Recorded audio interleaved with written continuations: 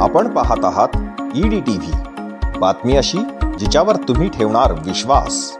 कोण RDC, कोण collector आम्ही नाही ओळखत। लोक मेले तर मरू द्या, कदाचित असेच तर सार्वजनिक बांधकाम विभागाच्या अभियंत्यांना म्हणायचे नाही ना।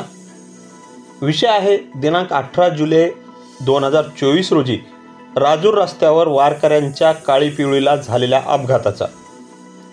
वारकऱ्यांना घरी घेऊन जाणारे वाहन रस्त्याच्या बाजूला असलेल्या खदानीत जाऊन पडले। त्यामध्ये 7 वारकऱ्यांना आपला जीव गमवावा लागला होता, तर 7 वारकरी जखमी झाले होते। जिल्हाधिकारी या नात्याने जिल्ह्याची जबाबदारी सांभाळत जिल्हाधिकारी आणि निवासी उपजिल्हाधिकारी या दोघांनीही रस्त्याची कामे करणाऱ्या 5ही कार्यकारी अभियंत्यांना पत्र दिले।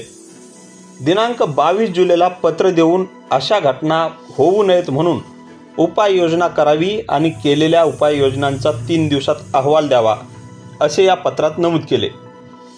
परंतु या विभागाची हिंमत एवढी वाढली आहे की पंतप्रधान ग्राम सडक योजनेच्या विभागाशिवाय इतर 4ही विभागांनी अद्यापपर्यंत जिल्हाधिकाऱ्यांना कुठलीही माहिती कळवलेली नाही।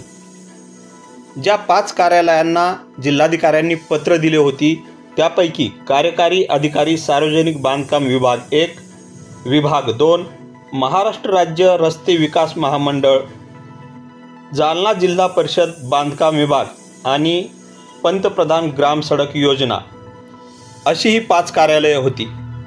परंतु फक्त पंतप्रधान ग्राम सडक योजनेच्या कार्यालयाचे उत्तर आलेले आहे आणि जिल्ह्यात 8 ठिकाणी जे धोक्याचे रस्ते होते त्या ठिकाणी उपाययोजना केल्याचे कळवले आहे। त्यामुळे इतर 4 विभागांना जनतेच्या जीवनमरणाशी काही देणे घेणे नाही असे स्पष्ट दिसून येत आहे। एवढेच नव्हे तर जिल्हाधिकाऱ्यांनी 3 वेळा दिलेल्या पत्राला देखील त्यांनी केराची टोपली दाखवलेली आहे। सविस्तर बातमी वाचण्यासाठी लॉग इन करा www.edtvjalna.com। दिलीप पोहनेरकर, जालना।